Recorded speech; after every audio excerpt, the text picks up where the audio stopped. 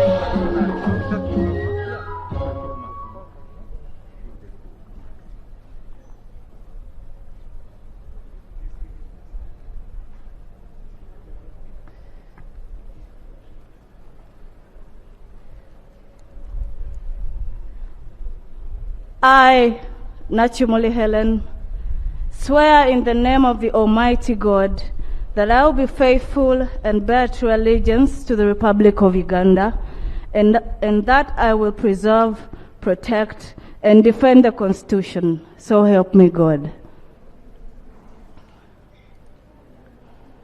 I, Nakimuli Hellen, swear in the name of the Almighty God that I will give faithful service to this Parliament and support and uphold the Constitution of the Republic of Uganda as by law established. So help me God.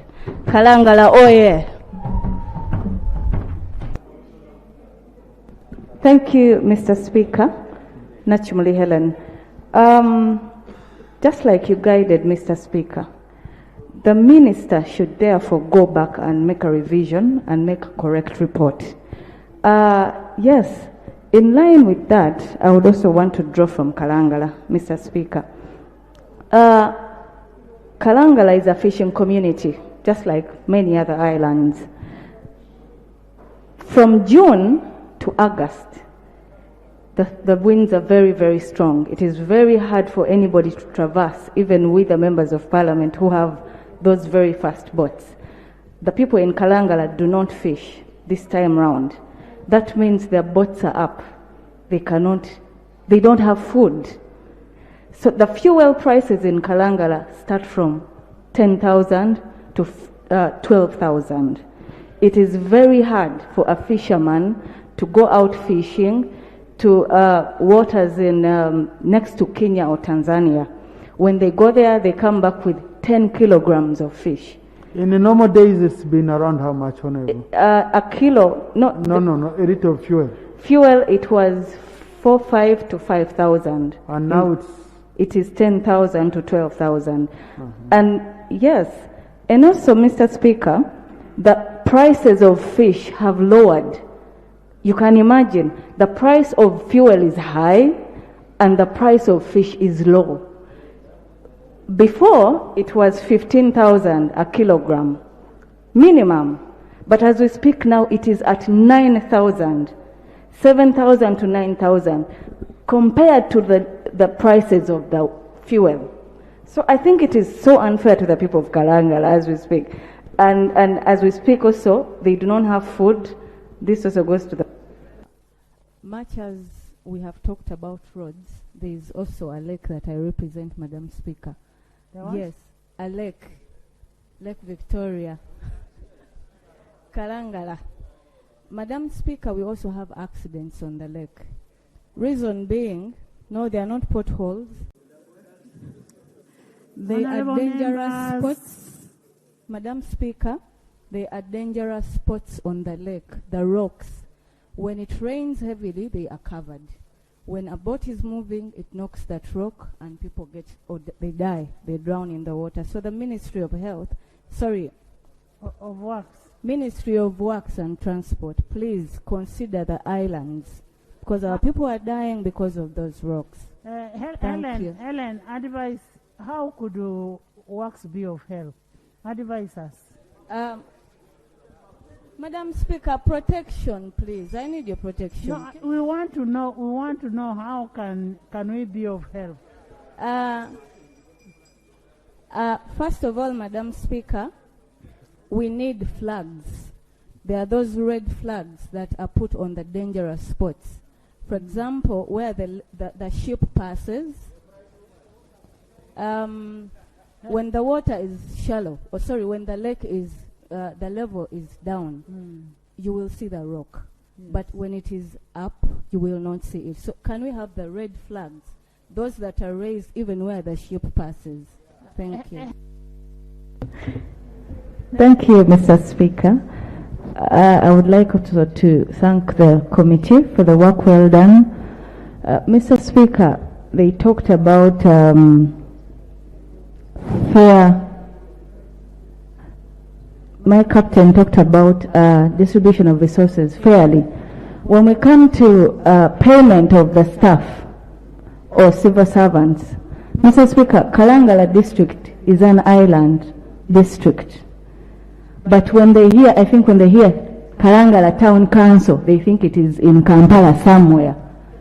Kalangala Town Council members of staff or civil servants are given different allowances as compared to those in the deeper islands. Mr. Speaker, I think it would be fair for those in the Town Council of Kalangala to also receive hard-to-reach allowances like the others do, because it is only those in the deeper islands that receive hard-to-reach. Yet these ones also travel on water to go and work. So I think it is unfair. It should be fairly done. And also, Mr. Speaker, speaking about poverty, on page 24, they talked about poverty and insecurity, but the committee did not give us recommendations. I don't know why, but I think one of the recommendations that should be done, we should reinstate YLP, UWEP, and SAGE to ensure that the poor people are reached. You see, when we talk about our good minister here has visited Kalangala, Minister Kasolo, and he has taught our people as regards to Emioga. But the microfinance center, the funds we get from there. Thank you, Madam Speaker.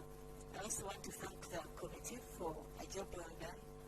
Madam Speaker, the NSSF does not have a specific policy on investment, especially when it comes to land purchase. That's why you see they just buy land anyhow. Somebody talked about the houses that are constructed that our people cannot afford to buy, especially those who are down there in the villages. I think if there's an investment policy that should be followed by NSSF, things are going to be handled, Madam Speaker, well. But a lot of monies are wasted and stolen by our gentlemen and women because of lack of policies. I thank you, Madam Speaker. Thank you. Thank you, Mr. Speaker.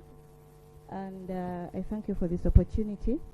I rise on a matter of national importance concerning the illegal detention and killing of our people in Kalangala, in different islands or different landing sites. Mr. Speaker, on the 29th, that was Sunday of this month, a man called Masava Stephen of Buyange landing site was illegally detained and killed by the UPDF soldiers on the lake. Mr. Speaker, not only him, quite a number of people have lost their lives thanks to the UPDF who are on the lake. And also, they are saying they find them with illegal fishing gears, Mr. Speaker. My prayers One, the government should explain circumstances under which Masaba Stephen died. And two, government should compensate Masaba Stephen and his family. Government should compensate. Mr. Speaker, your attention, please. Thank you.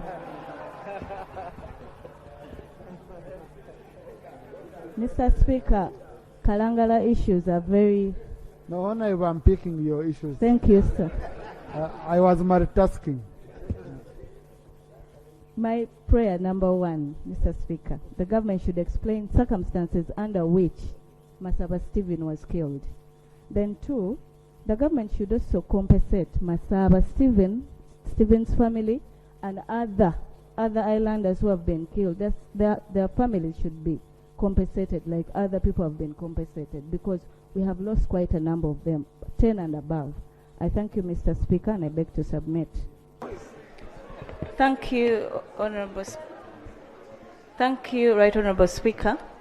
My question to the Prime Minister is in the fisheries sector, because I represent the fishing community. Madam Prime Minister, in 2017, the government accepted and allowed the fishermen and women to use a hurry-up method of fishing in the silverfish fishing sector.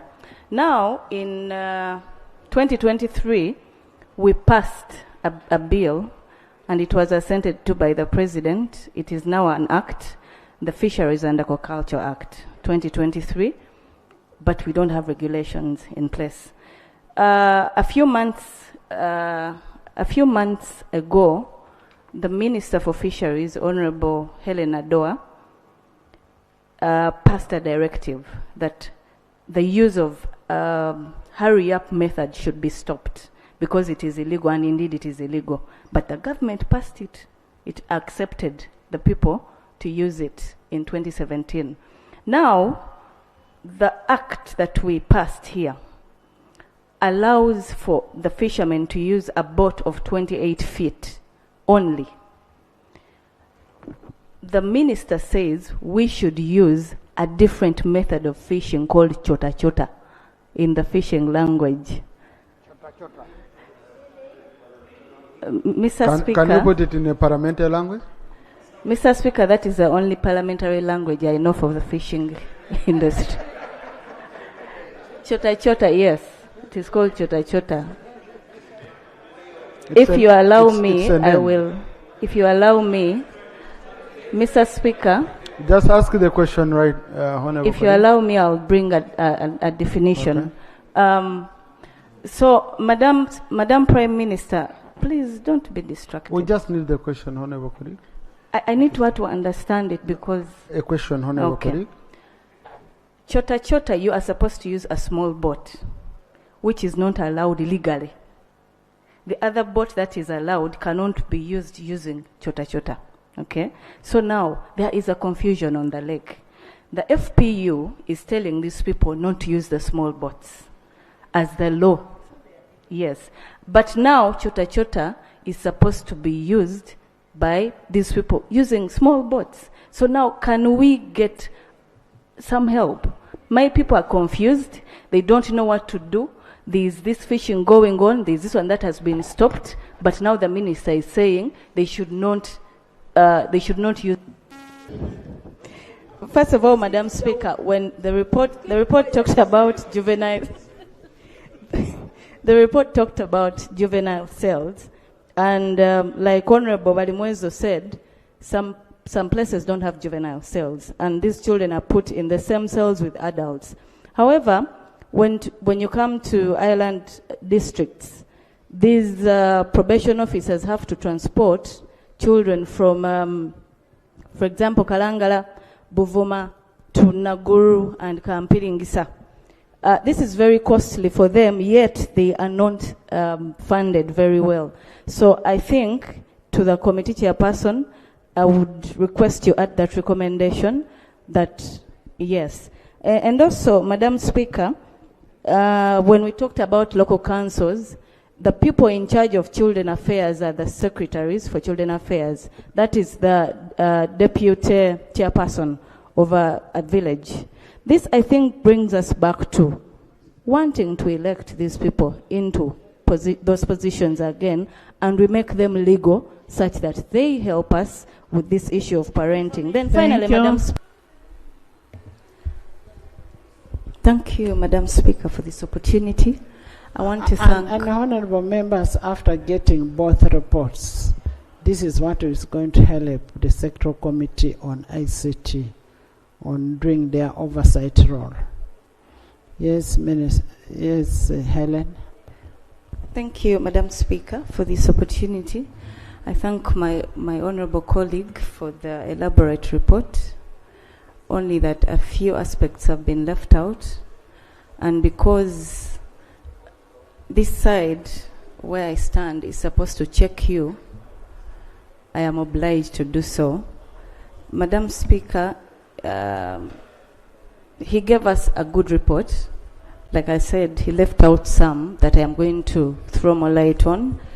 One, I want to thank you that you're going to connect all the districts and inclusive of the islands, because our network connection is really bad. We thank you for that, and we believe it is going to happen soon for security purposes.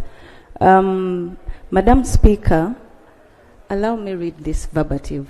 Please. Just what we have when it comes to this phase. You read your document. Thank you so much. I'm going to only read the challenges, Madam Speaker, or the emerging issues from his report.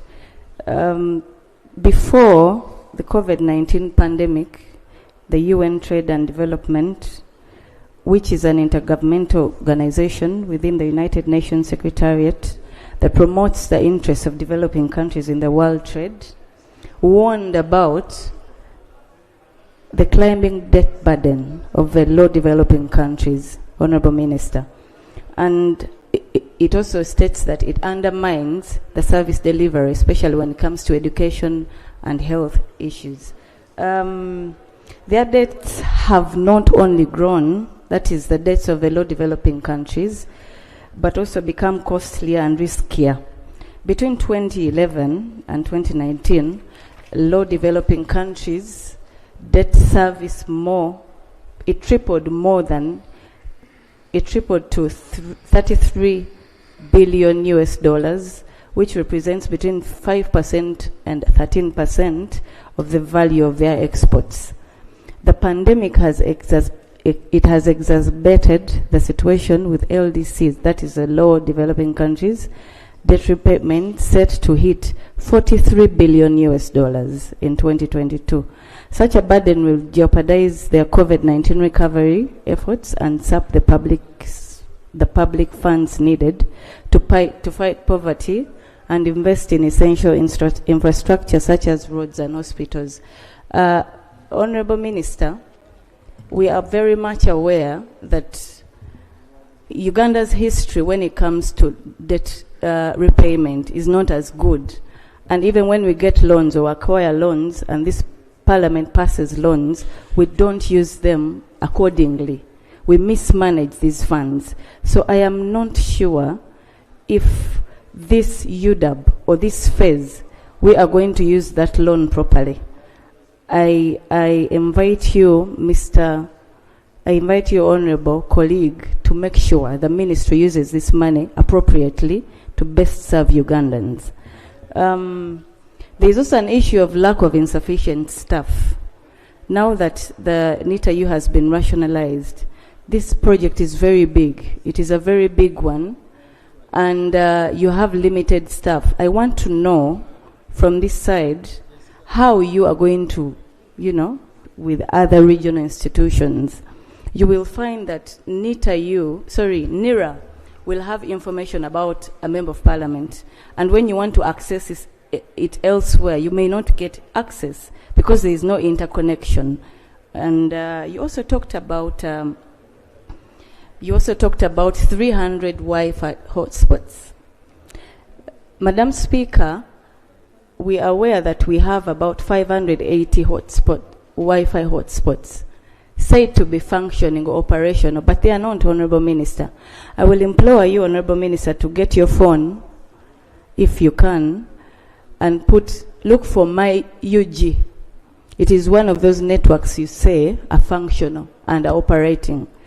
I would need for you to help me get your phone, access my UG, and you see if you'll get connected. You will not. And this is supposed to be in the urban centers.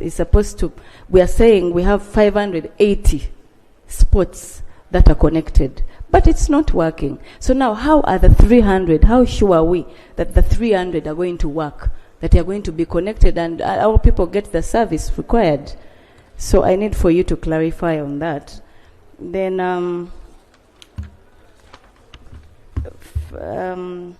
there is also an issue, Madam Speaker, of lack of coordination among the different ministries. For example, if the Ministry of ICT wants to, connect the NBI, they will have to dig. They will have to go through the roads. And you will find a road has just been constructed, but now you want to put through a line. Why don't you coordinate with the other ministries to see? I mean, there is no coordination between the maybe Ministry of Works and Transport and ICT. You will find that we are destroying a road. Last time my car got issues because I hit a hump that was just put that I wasn't aware of because there was an NBI passing. So for me, a fiber. So I think you should work hand in hand. The ministry should be able to work hand in hand such that the people of Uganda get the service required. Madam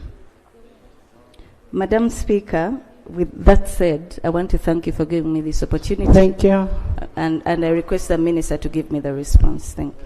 Thank you, Mr. Speaker.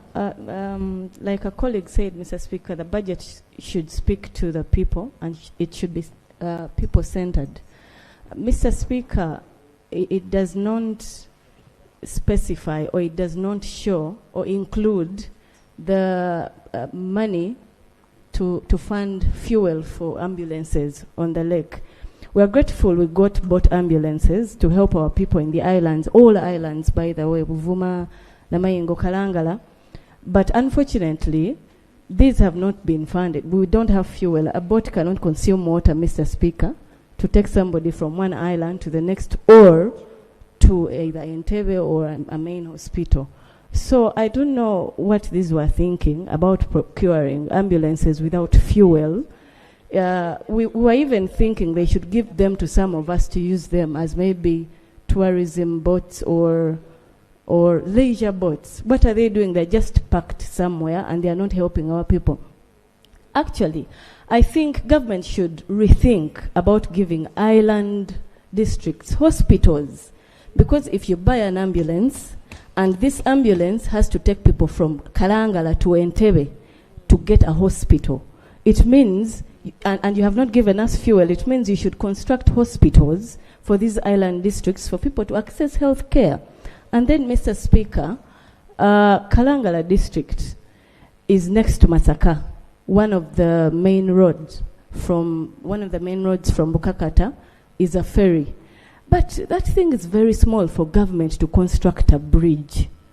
What are you thinking about, Mr. Musasizi? What are you thinking about that? Can't you, in your, can't we?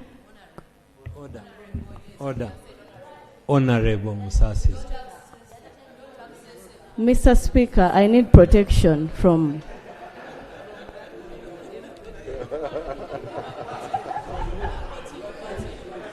You're causing yourself Mr. trouble. Speaker, I apologize, Honorable Musasizi.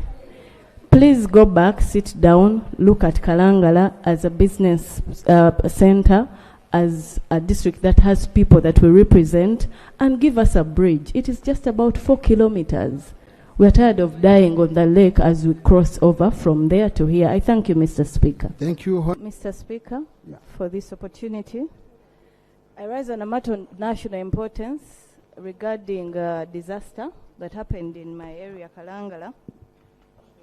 On the 2nd of October, that was Monday, we had a heavy downpour and a number of 78 people lost their property, including houses and different belongings, and also crops, animals.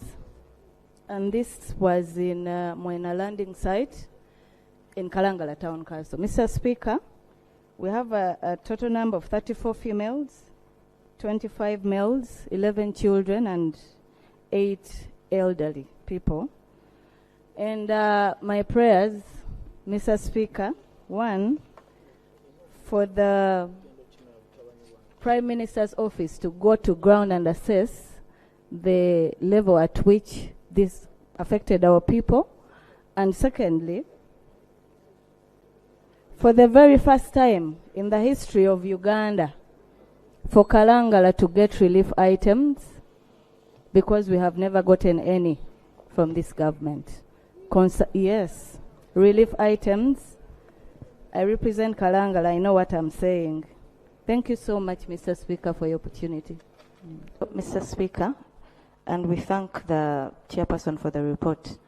Mr. Speaker, when we talk about limited funds, I think it is unfair to the national medical stores because government is supposed to do this for the entire country. But if these people keep crying and singing this song, it is unfair to all of us. I think that is why they even end up procuring small-size condoms for our people. How do you know that the condoms were small size? Mr. Speaker, I am the voice for the people of Kalangala. Okay. Mr. Speaker, I beg for your protection. I am the voice for the people of Kalangala. And they tell me this. The fishermen tell me that the condoms are very small in size. They don't fit them. So, and yet we are fighting HIV. So for me, it is a worry. And then secondly, Mr. Speaker, when we come to the legal issue, you cannot say the legal firm is incompetent that is being used. That means there is something being done, something wrong that is happening in the National Medical Store. Maybe they hire firms that are incompetent in order to lose and we, look stupid. How does, for example, Parliament have a legal firm that is incompetent? How? So how does the National Medical Stores have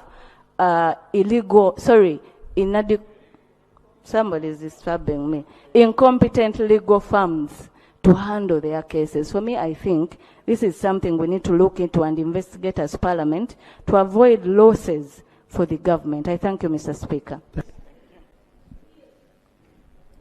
Thank you, Madam Speaker, for the opportunity. And I also want to thank the Minister for giving us that report. Madam Speaker, coming from the islands, allow me to speak about the islands in regard to the national ID renewal. Most of our people have not accessed this because of, I think, the distance between the islands. And when it comes to extortion, Madam, excuse me. When it comes to extortion, this one in our islands comes in a way that people have to travel from one island to get to where these kids are. And they are asked to give in some money. They say, if we cannot access you, give us money such that we can get to where you are. So they say the office has not given them enough money to travel from their office to go to where the people are. From one island to the other island. And so, Minister, you need to make sure that these people reach to the local person down there. Thank you so much, Madam Speaker. Thank you. And I also want to thank the Minister for giving us the report and for being a brilliant man. No wonder he comes from Sese Islands, Madam Speaker. On page 418, there is what my brother, Honorable Okeyo, talked about, the multinational Lake Victoria Maritime Communication and Transport Project. Communication, Madam Speaker, is about rescue centers and rescue boats. Government has so far bought rescue boats. The rescue centers have not yet been constructed. One in Misonzi in my area, Kalangala, the contractor was withdrawn. He was not given the contract because he failed. I would like to know from the minister how far you are with getting another contractor to construct the rescue center in Misonzi. And then, Madam Speaker, why do we want to have rescue centers? It is because we want to rescue our people from accidents on the lake. Unfortunately, we are not looking at marking dangerous spots on the lake. You one time guided that I talked to the minister about it. I did, but nothing has yet been done. We need to find a solution. If we want to remove this problem, my apologies. The solution, the solution, the Honorable Minister, is for us to mark the dangerous spots on Lake Victoria to avoid getting these accidents. Also, Madam Speaker, we need to survey the lake. Lake Victoria was last surveyed in 1955. If we don't do this, accidents are going to happen. We shall have the rescue centers. They are going to rescue dead bodies. So we need to have the rescue centers, but also survey the lake to ensure we don't get the accidents. I thank you so much, Madam Speaker. Thank you, Mr. Speaker. I want to thank the committee for the very good recommendations, especially in the fishery sector, where I come from. And I want to commend you for including fuel for the FPU in the operations on the lake. It is very unfortunate that some of our fishermen are asked for fuel on a monthly basis. It is supposed to be given to the FPU to carry out their operations. They say they don't have enough. So when you include that in the recommendation, we are grateful. But I'm also thinking this is robbery during broad daylight, because if you ask the people, you're supposed to do operations for money, it is unfair to them. Then also, Mr. Speaker, in the committee recommendations, you talked about seedlings, but I represent a fisheries community. They don't do, most of them don't do agriculture farming. They do fish farming, thank you, but they don't do crop and animal. Not all of them, of course, but I thought we would also get an idea of the fishermen being given fishing nets. You see, when you give the farmers seedlings, it is also important that you do not leave out the fishermen and women. I implore government to give the fishermen fishing gears, like the fishing nets, and also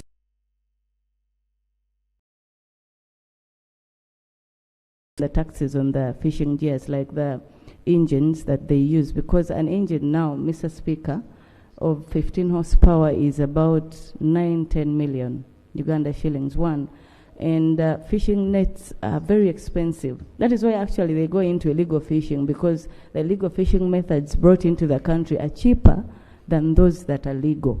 So if we could also implore government to ensure that the fishermen in Uganda are also considered, apart from the fishery fund that we are advocating for, also give them free fishing nets to ensure that also the fishermen are enjoying their life in the country. Thank you so much, and thank you, Honorable Speaker, for this opportunity. Thank you, Honorable.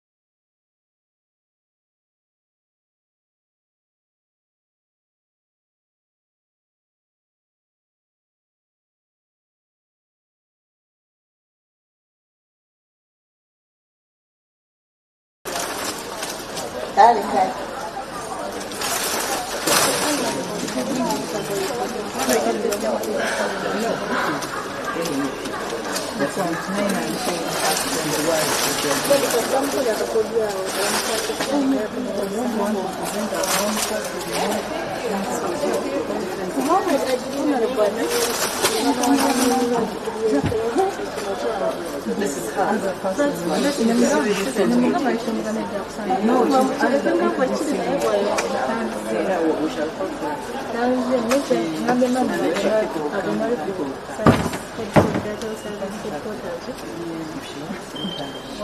But it's 16 and 17.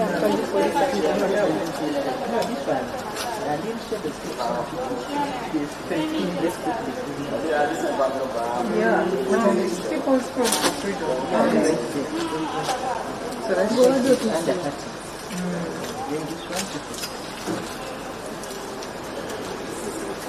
look at me.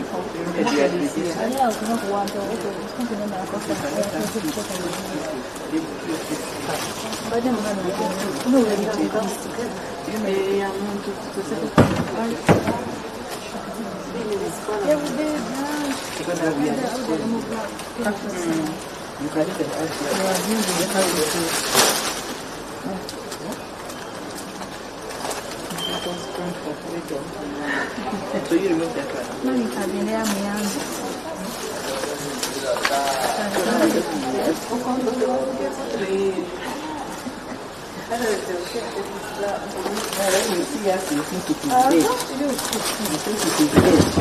No, I think it was because it can easily tear the conveyor. This is something workers entry the one that also has okay,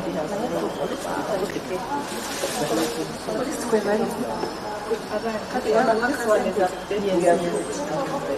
Just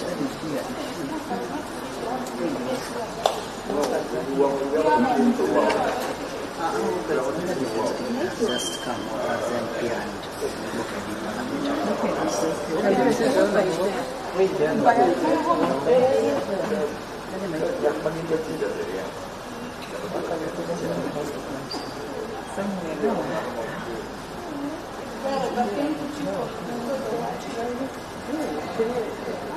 the committee should come up before we start to go to after the practice.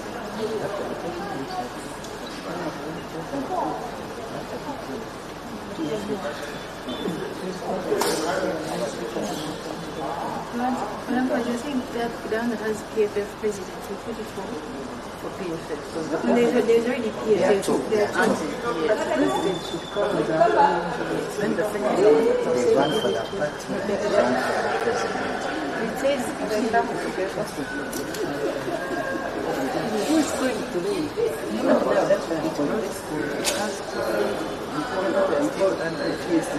PFF as a party.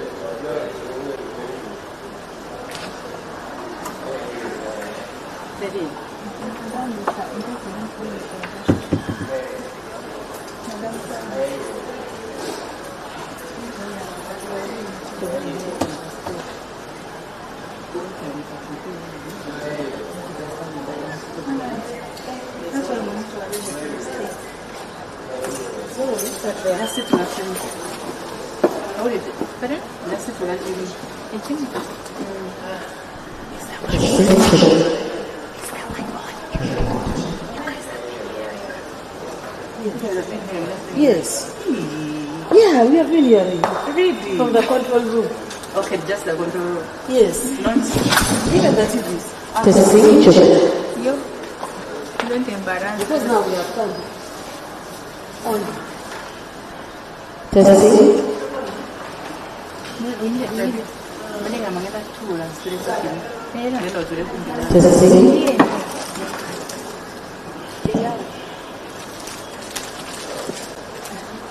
Second. Yeah.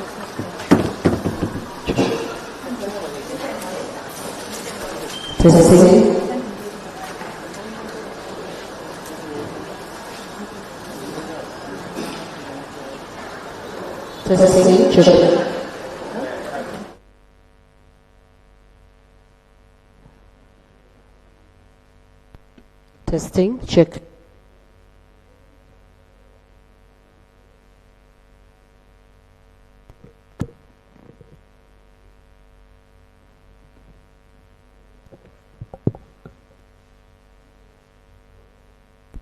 Testing.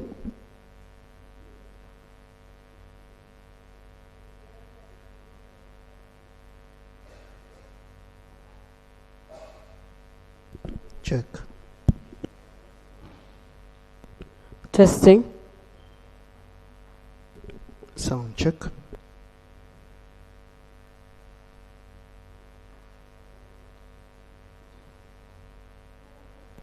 Testing.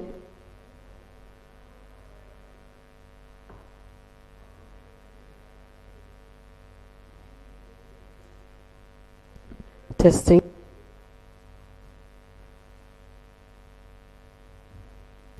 Check 1 2.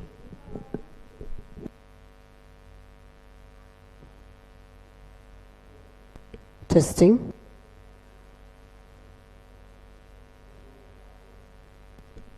Testing.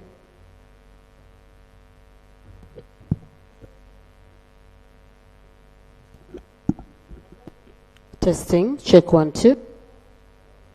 Sound check.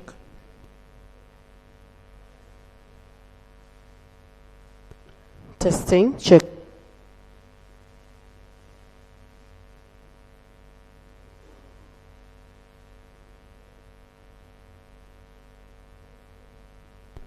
Sound check.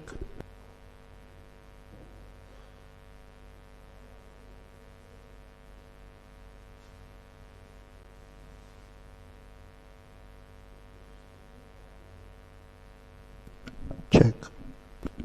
Testing.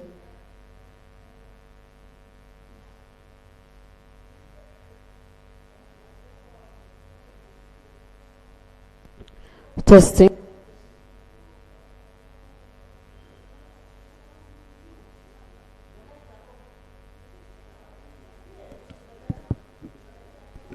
Testing. Check.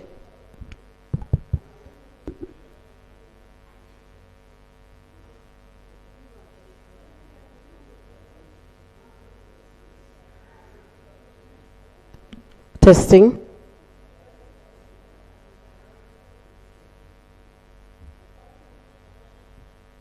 Check 1 2. 1 2. Testing. Check. Sound check. Check 1 2. Testing. Check. 1 2.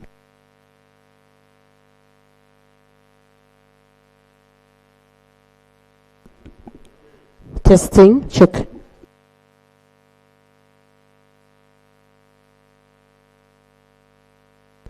Check 1 2. Testing. Check. Checking.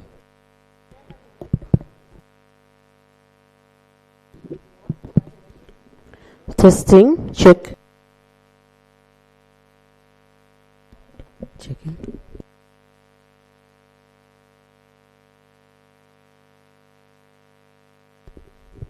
Checking. Testing. Check. Check 1 2. Testing. Check. Check 1 2. Testing. Check. Testing 1 2.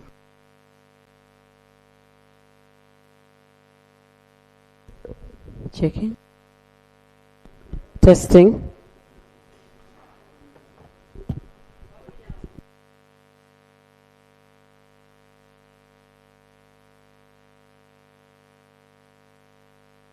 Check 1 2. Checking.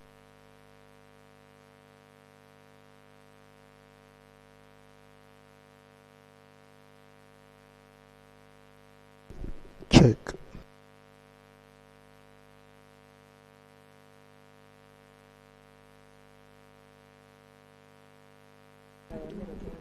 Check.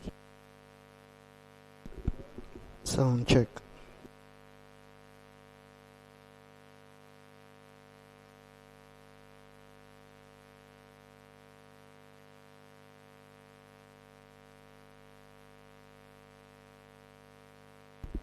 Check 1 2.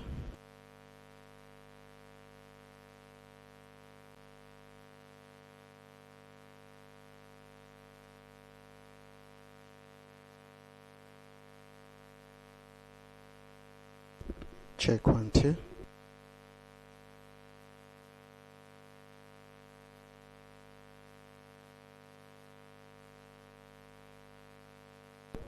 Check 1 2.